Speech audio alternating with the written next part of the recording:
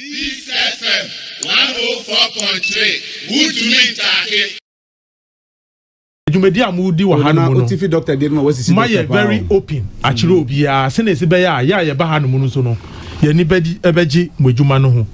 Na debi aye nwan mo MPP for no e ka say as a political party Ghana for edi be abe maye no.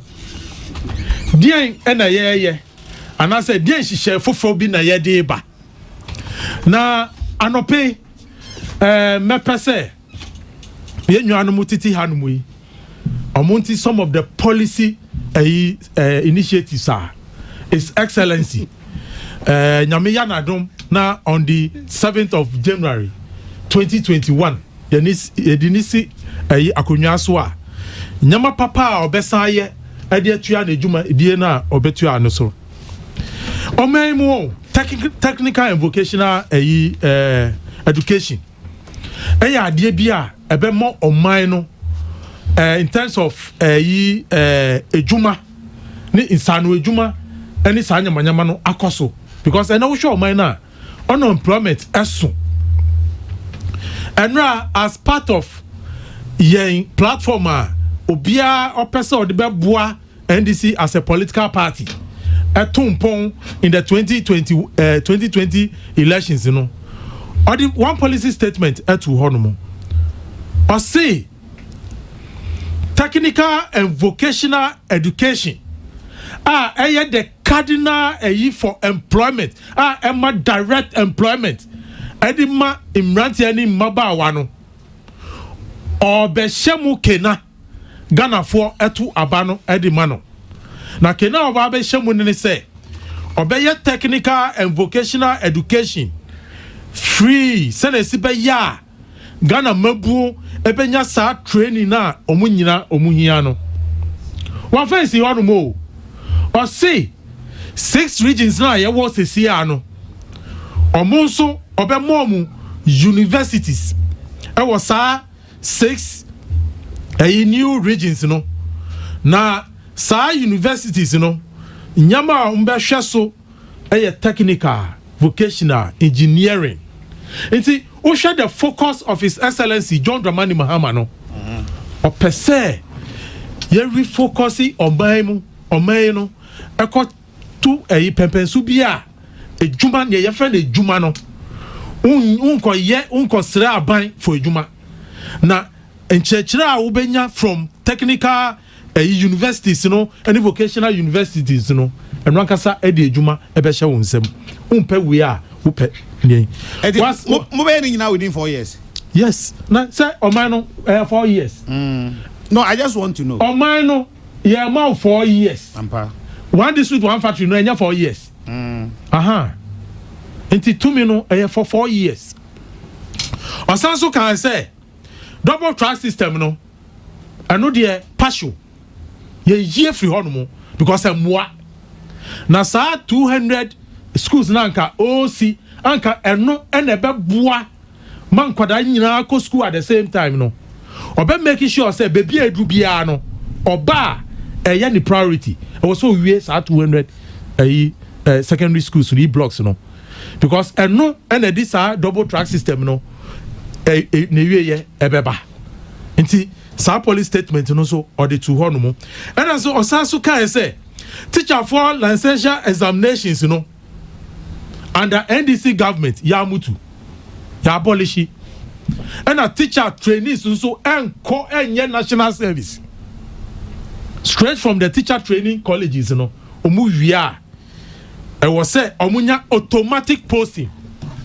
into teacher training schools nti we are there bia His Excellency John Dramani Mahama enra as part of you know or the two dwa na nyamani doso ba ku bioma the two dwa ne say abey oba so no o ka kire Ghana for ne say or creating ministries bebre o create a lot of ministers na no na edin sisaye anadi imputo ebeba and na hwe ahukire a e de abra Ghana for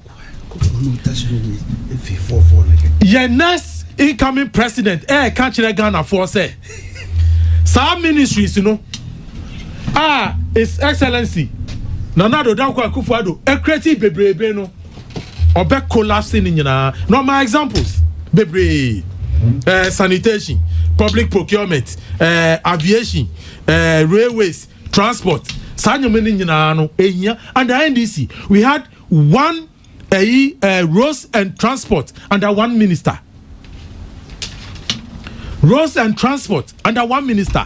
Now, Jumedia ye wa roads and transport. Hold on. Transport separate. Hold on. Oh, please.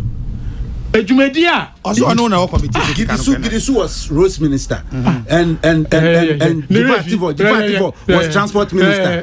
No, but this is all kind of. Tie. More under transport ministry, more 3 No, let's address Gidisu and one. Well, you just correct. Is it telling lies? Oh, please. Say under transport, more 3 ministers. And what is 3 deputy ministers. Titi, not Jifati. Don't worry, me my time. Not Jifati boy then. Me say, there were roads and transport. Okay? When mono under transport ministry, or more 3 different ministers. I'm almost in a one. Also in a one. The party say under here no more 1 minister each. Roads were 1 minister. Transport under transport, I wouldn't have come in. But the way you said it, it was as if you had 1 minister for roads and transport. Policy-wise, everybody varies. Momo baye, mudi ministers ne go hono chow. Omo go hono no resource. Munchire railway network amoye. Oh, you are. Munchire. Then you are. It's an omo. The work we did under 1 transport minister, under aviation, under roads, can you compare to what you have done? Jesus Christ. Really? Yes. President Aka said, the campaign about the power talk. Minka said, Nyaye can say, your road accidents are ACC war memu. There were contributory factors. And His Excellency John Dramani Mahama and making another policy statement. And now the baby are not paying. Yes. Or see, there are key roads networks via a war memu. Or babemwa, dualize those road networks. The gang of 4 now. Please.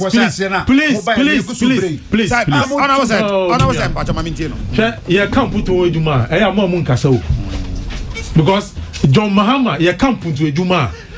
Nanado, you don't come close to. It's a development. It's a share. Accra Cape Coast Road, you better dualize that road network. Very key. Yeah, share Accra Kumasi network, you better dualize Accra Kumasi. And Accra, the Eastern Corridor. And also, you better share. These are policy statements. And some Eastern Corridor, some dualize. Who say? And some dualize. Oh no, those are prioritized road networks via Obeshe. But near Obedara dualizing Accra Cape Coast, Accra Kumasi road networks, and these are key road networks. And you're gonna for Matemedasi, and